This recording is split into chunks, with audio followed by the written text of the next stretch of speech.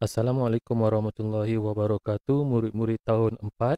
Seperti biasa pada PTPR kali ini bertarikh 9 September kita teruskan untuk subtopik yang baru iaitu tajuk 3 Zaman Prasejarah dan unit 6 Kehidupan Manusia Zaman Prasejarah. So di dalam topik ini kita akan mempelajari topik kecil iaitu kehidupan sosial dan ekonomi manusia zaman prasejarah dan juga akhir sekali nanti sumbangan teknologi. Selepas sumbangan teknologi, kita akan mengisi maklumat bagi kewarganegaraan di dalam peta ITING, peta bulatan. Jadi, sila pastikan murid menonton video pengajaran guru dan juga buku teks sejarah tahun 4, muka surat 78 hingga 81. Okey, untuk arahan di dalam WhatsApp group tahun 4, cikgu harapkan murid-murid telah pun bersedia dengan buku tulis sejarah tahun 4 dengan menuliskan maklumat-maklumat seperti berikut yang cikgu tunjukkan dalam paparan berwarna merah. Jadi selepas itu nanti dah siap tulis, kita akan masuk untuk mempelajari tentang kehidupan sosial dan ekonomi manusia zaman prasejarah terlebih dahulu.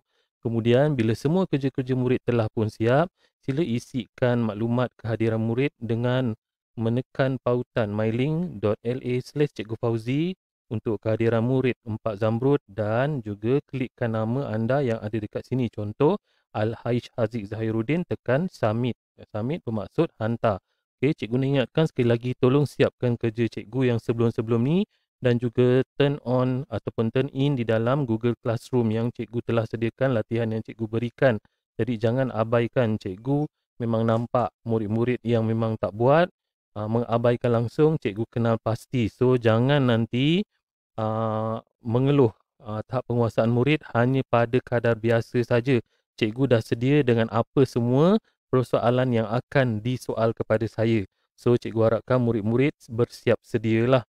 Kalau tak nak berlaku apa-apa, jadi cikgu mohon murid-murid buatlah nota cikgu seperti biasa dan kemudian uploadkan, muat naik di dalam Google Classroom berdasarkan tajuk ataupun subtopik yang murid pelajari. Cikgu minta sangat-sangat siapkan kerja awak. PDPR bukan bermaksud cuti. Okey, seterusnya cikgu pergi kepada My Viewboard, penerangan pertama iaitu kita telah pun masuk di dalam unit 6 iaitu zaman prasejarah di mana sebelum ini murid telah pun mempelajari berkenaan dengan kenali zaman prasejarah. Apa itu zaman prasejarah? Murid dah tahu iaitu zaman sebelum wujudnya sebarang bentuk tulisan. Okey, maksudnya zaman sebelum wujud tulisan. So di sini murid sedia maklum tahu dan apakah ciri-ciri pada zaman tersebut. Kemudian murid telah pun mempelajari lokasi zaman prasejarah yang ada dekat negara kita di mana murid telah pun mengisikan jawapan yang ada di Google Classroom dan kemungkinan cikgu harap murid dah buat nota. Okey, tolong sangat murid dah buat nota dan telah pun mengisikan lokasi-lokasi tersebut yang ada di Perak, Pahang, Kelantan, Terengganu. Pahang ada 2 kemudian di Selangor, Sarawak dan juga di Sabah. Murid dah tahu. Yang ketiga hari ini kita akan belajar tentang kehidupan manusia zaman prasejarah yang mana dia ada zaman Paleolitik, Mesolitik, logam dan juga Neolitik dan juga zaman logam. Kemudian kita beri ketumpuan yang terakhir pada sumbangan teknologi. Okey, di sini cikgu tunjukkan murid telah mempelajari pada minggu lepas iaitu menyatakan maksud zaman prasejarah. Kemudian yang ini cikgu terangkan sebelum-sebelum ini apa itu maksud zaman prasejarah.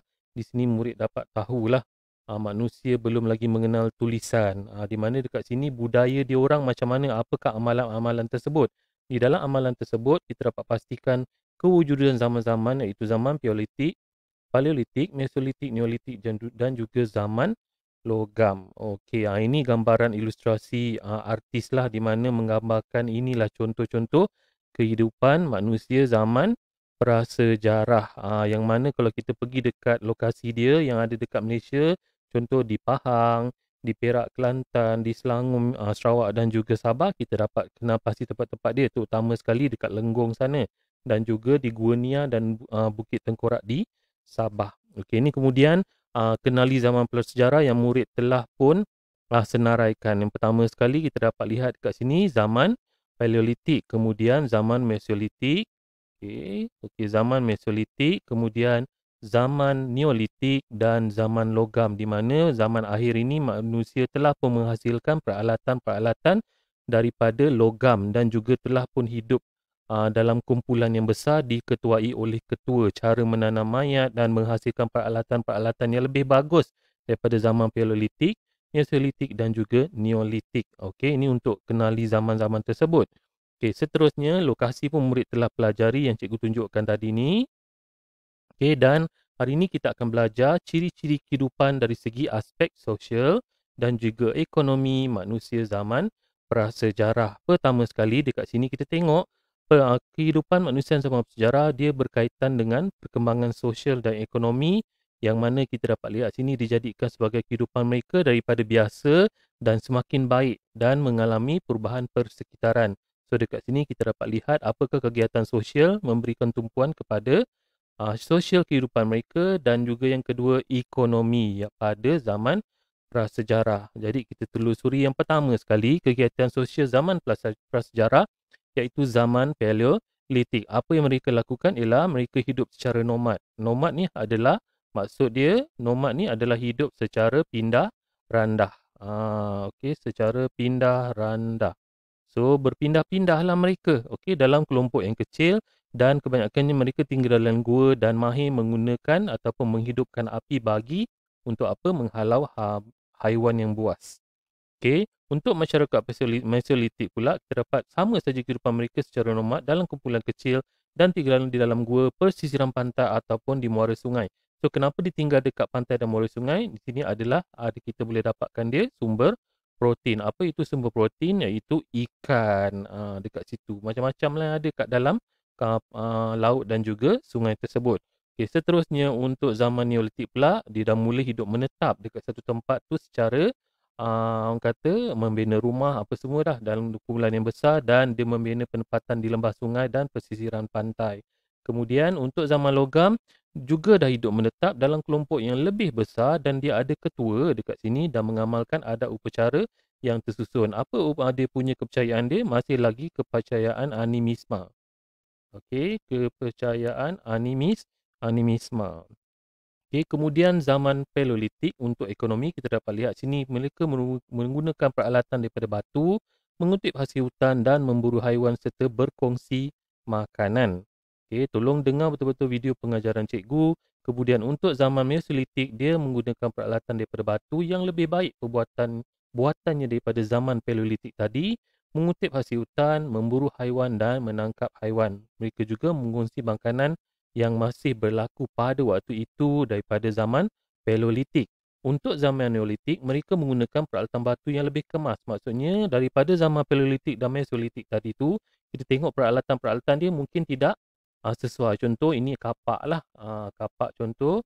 So dia macam tak sesuai lah, macam tak berapa tajam. Kemudian bila zaman Neolitik ni mereka lebih mengemaskan bentuk dia mungkin lebih praktikal.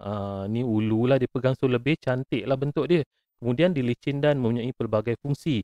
Mereka juga bercucuk tanam, menangkap ikan, menternak haiwan dan menghasilkan tembikar tanah. Mereka juga kalangannya ada menjalankan aktiviti perdagangan secara menukar barang dan pengkhususan kerja. Menukar barang ni apa dia? Sistem barter. Okey, sistem barter. Apa yang mereka buat pada sistem barter ni? Maksudnya orang A ada ayam, orang B ada beras. So orang A ni memang nak beras, so orang yang ada beras ni memang nak ayam. Jadi pertukaran tu berlaku secara adil. Okey, untuk zaman logam pula kita dapat lihat peralatan yang diperbuat daripada kebanyakannya daripada logam dan menjalankan aktiviti perdagangan pelayaran bagi aktiviti utama mereka. So dekat sini kita dapat lihat aktiviti perdagangan secara tukar barang tadi tu sistem barter semakin berkembang dan menjalinkan hubungan dengan kerajaan luar. So dekat sini nanti selepas zaman prasejarah yang berlalu lebih kurang yang orang kata kita dapat lihat zaman logam tu 700 sebelum Masihi dan kita akan belajar selepas tu nanti kerajaan Melayu awal selepas tajuk yang seterusnya. Okey, bagi untuk kewarganegaraan sini cikgu tinggalkan persoalan bagaimanakah kita dapat lihat manusia perlu mengamalkan sikap bersedia menghadapi perubahan persekitaran. Okey, seterusnya cikgu masukkan Cakna Minda, cikgu tinggalkan persoalan apa itu maksud nomad. Cuba murid fikirkan, cikgu ada terangkan pada awal pengajaran tadi. Kemudian kita masuk yang terakhir sekali, bagaimana sumbangan teknologi zaman prasejarah kepada kemajuan inovasi pada masa kini. So, di akhir pengajaran, murid dapat menghuraikan sumbangan teknologi zaman prasejarah kepada kemajuan inovasi kita pada zaman moden sekarang. So kita dapat tengok sini dulu orang menggunakan peralatan-peralatan seperti kamu tengok kan kayu semua kan, batu-batu semua menggunakan bekas ini. Jadi dia menggunakan peralatan asas saja daripada batu dan kayu. Kemudian pada zaman moden kita dapat lihat menggunakan jentera berat zaman sekarang. So jentera inilah yang memudahkan urusan pertanian kita. Okay, seterusnya kalau kita tengok mereka juga melukis di dinding-dinding gua. Kenapa mereka nak melukis di dinding-dinding gua dengan untuk menunjukkan peradaban tamadun mereka wujud ketika itu. So mereka menggunakan lukisan, asap dan bunyi bagi perubahan dalam komunikasi. Okey, lukisan tu sebagai komunikasi menunjukkan apa yang berlaku pada zaman tersebut. Jadi pada zaman sekarang penghasilan komputer, orang kata alat yang moden yang lebih mempercepatkan urusan kerja. Contoh kalau kamu ada laptop, ada telefon, senang nak menghubungi orang yang jauh. Dapat dengar suara dia, dapat tengok gambar lah, bergerak lagi sekarang kan. Okey, so komputer lah kat situ kamu tengok. Okey, yang seterusnya. Okey, murid boleh lihat dekat sini. Okey, sekejap Okey, perubahan dari segi pengangkutan. Dulu orang menggunakan sampan saja ataupun kita panggil perahu dekat sini. Kemudian sekarang ni ada terhasilnya kapal yang lebih besar dekat sini. Jadi kamu dapat tengoklah merasai perubahan tersebut. Dan juga penghasilan api dalam orang kata memasak. So sekarang ni bila zaman moden adanya dapur gas pertama, okey, dapur gas. Kedua, kemudian sekarang ada dapur elektrik, lagi bagus kan. Dan sekarang pun dalam menghasilkan elektrik ada menggunakan sistem tenaga solar yang dipancarkan atau dia ambil tenaga tersebut daripada matahari. Okey, untuk kewarganegaraan, Cikgu tinggalkan persoalan di sini, kepentingan sumbangan zaman prasejarah terhadap peradaban negara. Kemudian cikgu nak tunjuk kepada murid, okey, untuk yang bahagian A ni nanti, murid tolong isikan peta dakap begini.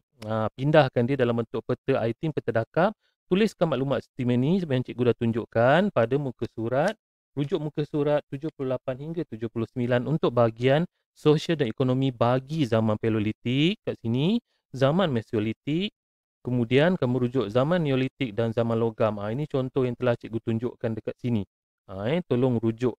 Kemudian masuk dekat bahagian A ni. Okey, untuk bahagian B nanti murid boleh rujuk kepada orang kata peralatan-peralatan sumbangan teknologi mereka dan letakkan di bahagian bawah ini.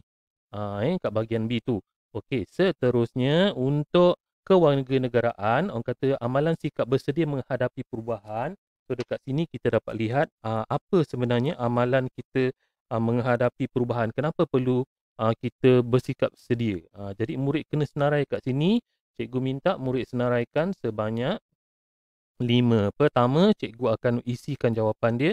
Pertama, kenapa amalan sikap bersedia hadapi perubahan itu penting? Murid dapat lihat dekat sini, kita dapat hidup, okey, berdikari. Ini yang ringkas lah. Yang murid dapat lihat yang ringkas, hidup berdikari. Lepas tu kemungkinan juga murid dapat lihat kejadian peristiwa masa lalu yang memberikan kita idea untuk peradaban yang lebih baik. Okey, peristiwa masa lalu. Okey, masa lalu untuk peradaban. Peradaban lebih baik. Peradaban lebih baik maksudnya kehidupan kita lah. Kemudian yang ketiga ni murid letakkan juga jawapan dia. Ini untuk kewarganegaraan murid kena fikir. Tengok video pengajaran cikgu, fikir kenapa kita perlu ada sikap bersedia menghadapi perubahan persekitaran. Macam kita lah sekarang ni. Kenapa kena ada sikap untuk sentiasa mengikuti sesi PDPR dalam keadaan pandemik tak bersemuka. Jadi murid fikir kenapa, apa pentingnya. Jangan fikir negatif je, fikir yang positif. Okey, seterusnya kepentingan sumbangan peradaban. Peradaban prasejarah. So kat sini kita tengok kenapa pentingnya sumbangan peradaban tu. Supaya kat sini manusia sentiasa berfikir. Sentiasa berfikir.